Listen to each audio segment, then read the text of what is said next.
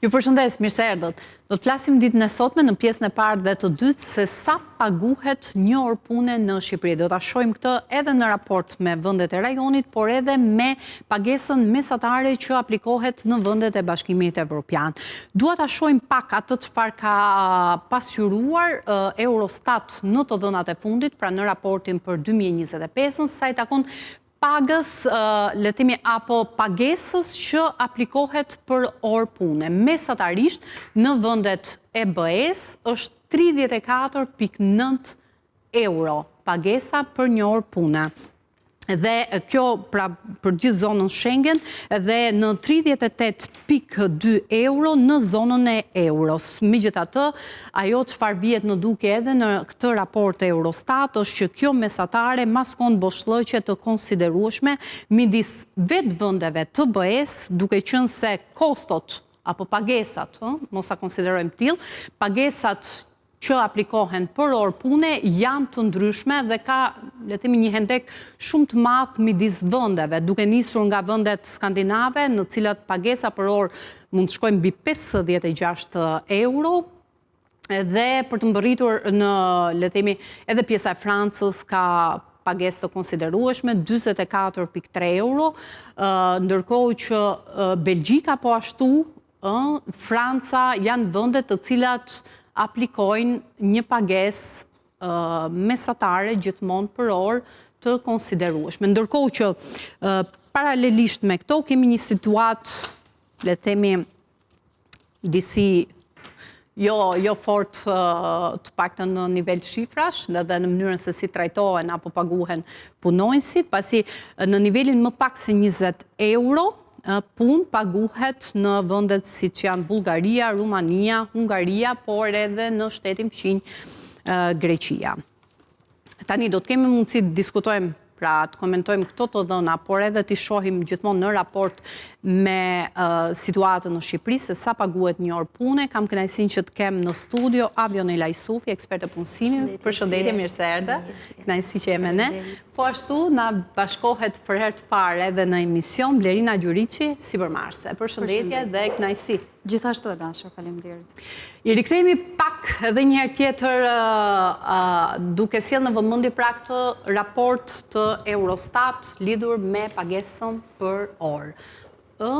Ka diferenca që krijohen mes vetë edhe bllokut, që do të thotë shtetet të cilat aplikojnë një pagesë më të lartë dhe vende duke normalisht pasqyruar një standard po ashtu të lartë edhe vendet të cilat le të themi paguajnë më pak.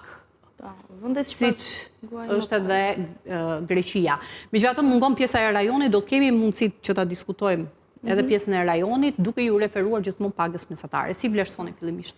Në krahasim me Europën, do me thënë ka ndryshim sigurisht dhe Europa perëndimore me Europën lindore, por me Shqipërinë ne në krahasim me Europën jemi 7 herë më pak në pagë mesatare për orë.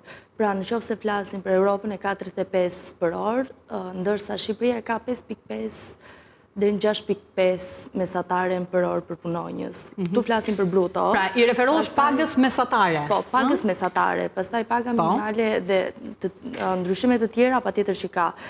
Por mesatarisht ne jemi 7 herë më pak.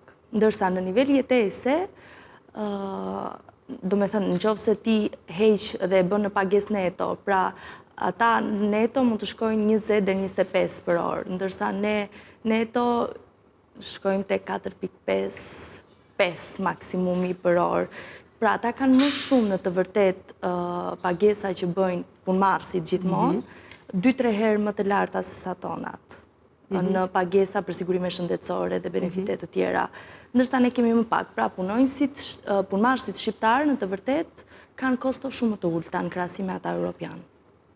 Po, në to nivele. Blerina, edhe duke mbetur pak te ky krahasimi, pra se si qëndron Shqipëria, Avionela përmendi dhe bëri krahasimin me pagën mesatare, që tek ne ka shkuar gati 84.000 lekë. Po, 800 euro. 890, po, diçka më shumë. 89.600 e ca. Po, paga mesatare, ndërkohë që llogariten gati 174 deri 176 orë pune në muaj. me 40 orë, pra, po japim këto detaje për të kuptuar që si shkohet të kjo pagesa që është për orë, pra 5 euro, gati 5 euro për orë, 5 ditë pune në javë dhe 22 ditë pune në muaj. Ne arrim, pra duke bërë të gjithë këtë matematik, arrim që të paguajmë për orë pune vetëm 5 euro. Ndërkohë që shojmë vende që janë 10 fishë, 10 fishë më shumë, 7. Europa përgjithsisht është 7 herë më lartë, ndërsa vendet skandinave pastaj kanë diferenca më të mëdha. Kanë diferenca shumë. Në fakt, nëse dua ta lidh me diskutimin e avionelës, nëse ne referohemi të gjatë këtyre 3 dekadave e gjys të bërë se po flas më shumë nga pjesa e sipërmarrjes, se sa e vështirë është për sipërmarrjen në kushtet aktuale. E përmendi që paguajnë, domethënë barra për fundhënësit është më e ulët në krahasim me vendet e Evropës, sidomos me vendet e Evropës perëndimore, ku unë mendoj që nuk bëjmë dot një krahasim, sepse e para krahasimin fillestar ne duhet ta nisim nga numri i popullsisë që ka secili vend, sepse ne nuk krahasojmë dot një popullsi që afërsisht ndoshta Shqipëria mund të ketë 2 milion banor, ku nga këta 2.4 nga një stati, mirë po realisht në fakt nuk është se është një shifër e cila mund të jetë zyrtarizuar ose faktike, më mirë të themi.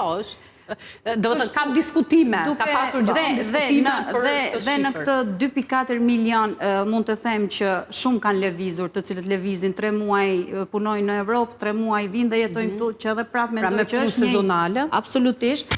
Gjithashtu unë dua të them që në Shqipëri ne kemi pjesën më të madhe të popullsisë, ne kemi pensionistë. Që do të thotë, në momentin që ne pothuajse në Shqipëri ne kemi 800.000 pensionistë, këta 800.000 pensionistë janë fuqia blerëse. Kështu që bizneset e vogla, sidomos duke ju referuar bizneset të cilët kanë 1 deri në 4 punëtor, që në fakt më shumë janë me 1 punëtor se pothuajse punojnë vetë, mund të them që nuk është se e kanë edhe xhiron dhe nuk del një bilanc mujor për të paguar punëtorët më shumë, sepse ky është qarku në të cilin ne po lëvizim si biznese. Dhe nuk është problemi që ne duhet të krahasojmë nëse Shqipëria është 5 euro, po e marrim me euro për shkak lehtësie, 5 euro ora me 35 euro që ishte mesatarja e Evropës. Nuk është se kemi një krahasim. Pavarësisht se mund të them që rritjat e taksave, sidomos në janar të vitit 2026, ishte një goditje shumë e madhe për bizneset e vogla. Sepse unë mendoj që të gjitha këto politika që merren, pavarësisht se ndoshta këto unë e shoh që janë politika të pastudiuara, se çfarë impakti do kenë tek bizneset. Duke qenë ne kemi më shumë se 100.000 bizneset vogla, që do të thotë 100.000 të punësuar janë në këto minimumi, në këto bizneset të vogla. Dhe këto janë, minimumi janë 100, nëse po marrim 1 punëtor për biznes të vogël. Megjithatë bizneset të vogla janë 1 deri në 4 punëtor, që do të thotë ka më shumë të punësuar. Prandaj duhet të them që edhe sikur nuk e di mund të dalin ndoshta është e padiskutueshme që 10 vjeçarin e fundit bizneset e vogla kanë ulur fitimet e tyre për të rritur pagat, sepse nuk kemi pasur mundësi të tjera.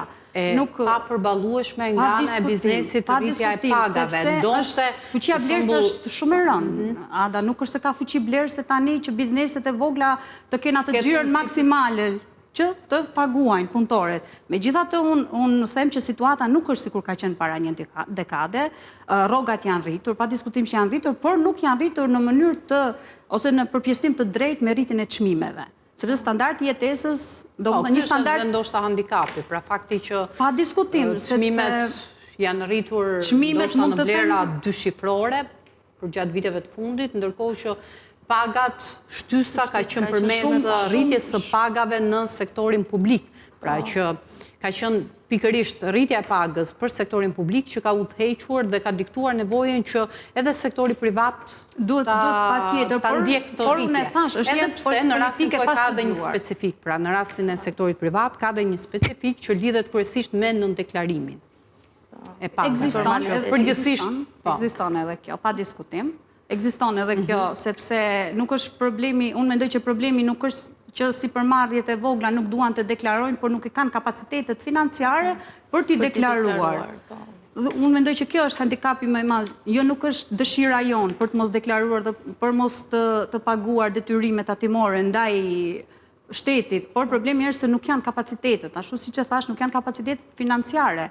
Në momentin që ne kemi pasur edhe shkurtime në punëtor, do të thotë që rezultatet e bilanceve janë ullur rezultatet. Nuk është se kemi më rezultate sikur kanë qenë më përpara. Pastaj edhe mungesa e fuqisë punëtore e trajnuar.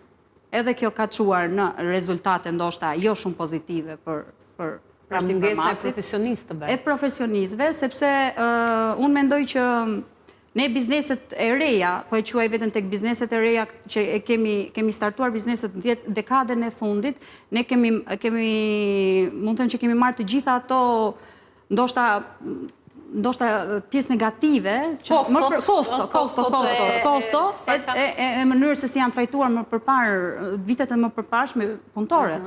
Por tani është e pamundur, unë në momentin që bëj një intervistë për rekrutimin e një punëtori, gjëja e parë që mua më pyet është sa është rroga. Po sigurisht që do pyesin sa është rroga. Jo, më fal, në fakt ti e para ose të paktën ne kur jemi rekrutuar nga tjerët, ne kemi thënë ditë bëj këtë gjë, sa javë jeti për këtë profesion që ti po aplikon. Rroga është e fundit. Në moment që ti ke bërë një intervistë, pastaj është një dealing mes punëdhënësit dhe punëmarrësit rroga. Dërsa sot në telefon të pyesin, fal, sa është rroga për këtë vend pune? Sepse janë kostot e tilla, domethënë siç flasim për bizneset që kanë kostot e tyre për të paguar, ashtu flasim edhe për individin i cili ka kostot e tij të jetesës. Mesatarisht, një të riu në Shqipëri shkon, nëse jeton në shtëpi me qira, i shkon nga 800 deri në 1200 shpenzime mujore. Pra, diskutim për ti ka një, do me thënë, kështu që ata do kërkojnë pa tjetër, sepse ai mund të di ta bëj shumë mirë, mund të mos di ta bëj, jam shumë dakord me këtë sepse ka problematika të tilla, por nga ana tjetër nuk ke merr përsipër as të vi ta bëj nëse nuk i përshtatet me koston e tij të jetesës. Është pak shumë e vështirë dhe për individët dhe për punëmarrësit kjo pjesë. Ndaj pyesin gjithmonë për pagën.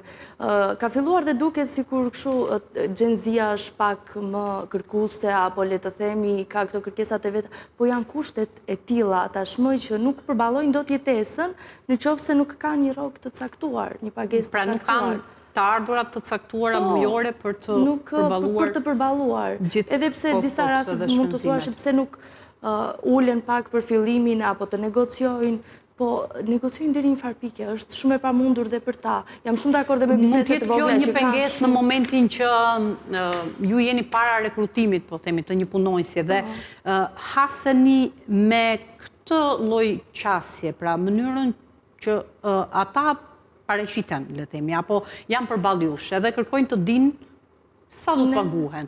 Është kjo një pengesë për ta, pra në kuptimin që paragjykohen pse bëjnë një gjë të tillë, përjashtohen vetëm sepse thanë, pra e kërkuan këtë gjë, si pritet kjo nga ana e një... Nga ana e punëdhënësve si përmarrjes, domethënë unë mendoj që nuk është se përjashtohen, por se pyetin ta, por pa diskutim që paragjykohen, sepse ti akoma nuk është se je provuar për normalisht 3 muajt e parë jenë provë. Dhe në momentin që ti e ke kaluar këtë provë, pastaj duhet patjetër që të ulësh dhe një herë dhe të negociosh për pagën.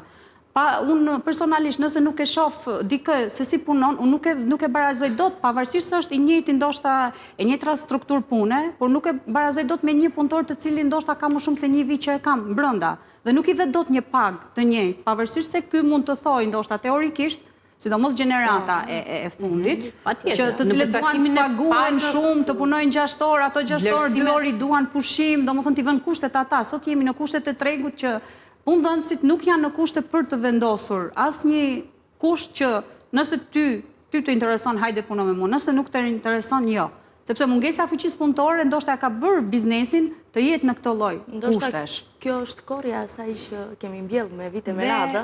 Po, por unë e thash e konsideroj kosto, pra e kemi trashëguar nga ata të cilët që në fakt ne mund ta quaj vetë lider të rinj, mundohemi që të jemi tamam lider, jo si kanë qenë më para. Jo, në mënyrë absolute, sepse pavarësisht pozicionit që kanë punojnë se sot ata e njerëz dhe trajtohen në fakt si burime njerëzore. Ky nuk është edhe në këtë rast, pra kur flasim për këto specifika që mund të ketë kjo grup moshë. Nuk është realitet vetëm i Shqipërisë, pra është një qasje e një gjenerate të tërë që i ofrohet në këtë mënyrë tregu të punës. Nuk është vetëm Shqipëri, absolutisht. Ne ndeshemi shumë shpesh, duke qenë se jemi agjenci rekrutimesh dhe pa tjetër që kanë kërkesat e tyre dhe çdo gjë tjetër, por nga ana tjetër janë dhe të gatshëm. Problemi është që të rinjt, ose jo vetëm të rinjt, po të gjithë brezat, pothuajse kanë këtë problemin që janë zhgënjur shumë herë dhe tani vinë me pretendimin, mund të negocioj në kaq, po pas 3 muaj ja flasim, sepse kjo është dato që kanë bërë bizneset më para që premtonin dhe nuk jepnin. Kështu që dhe kjo vjen nga një arsye, nuk është se janë vërtet gjenerata zë. Filozofia e të bërit biznes është... Ka ndryshuar, ndaj kjo vjen si pasojë i gjërave që kanë ndodhur më para dhe ata i kanë parë te prindrit e tyre, te të afërmit të tyre, kështu që nuk i tolerojnë më dhe kërkojnë një jetë që është shumë normale. Po vim pak me pretendime, po të flasësh me ta vërtet dhe ti dëgjosh, kuptojnë që po janë të hapur në të vërtet. Unë doja të shtoja diçka Ada te pjesa e pagesës. Unë kam vënë në re diçka, sidomos po i referohem dekadës fundit, duke qenë që në dekadën e fundit kam dalë në pjesën e sipërmarrjes, domethënë nga e punësuar kam dalë në punëdhënëse. Dhe mund të them që ka një handicap, nëse i referohemi të dhënave të Bashkimit Evropian, ka një handicap mes profesioneve, që do të thotë në Shqipëri tani profesionet, sidomos pozicionet profesionet si hidraulik, elektricist, ato pothuajse paguhen dhe nuk është se ka një diferencë madhe nëse ti ke mbaruar një fakultet apo jo, dhe ndoshta mund të them që aktualisht në kushtet e sotme lidhet me nevojat dhe boshllëqet e krijuar në punën. Ato pozicione aktualisht kanë shumë boshllëqe në profesionistët. Elektricisti, hidrauliku, tekniku. Dhe mund të them që të ardhurat e këtyre janë shumë më të larta se sa një financier, që i cili mund të ketë mbaruar shumë vite shkollë dhe akoma nuk e ka marrë koeficientin e investimit, kthimit të këtyre viteve shkollë, por që paguhet me një pagë, nuk mund të them minimale, por ndoshta sillet tek paga minimale. Sepse janë këto deformimet që janë krijuar. Dhe kjo gjë nuk ndodh, dhe kjo gjë në fakt nuk ndodh. Nuk janë përgatitur në botën e huaj.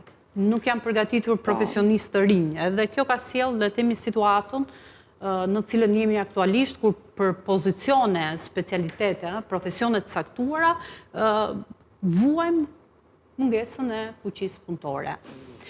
Ne u ndalëm te këto dhënat, pra nëse e konsideruam 5 euro pagesën mesatare për orë, ishte për pagën mesatare. Por kjo varion në bazë profesioneve, apo jo? Që do thot një orë paguhet më shumë për profesionet caktuara. Unë kam mbajtur disa shënime në lidhje me profesionet, si paguen në Shqipëri dhe si paguen në Europë. Dhe për shembull, në Shqipëri një inxhinier ndërtimi paguhet 7 deri në 12 euro për orë, ndërsa në Europë fillon nga 15 euro deri në 50 euro për orë. Një elektricist, këtu e ka 6 deri në 12 euro për orë, ndërsa jashtë është 10 deri në 25-25 varet euro për orë.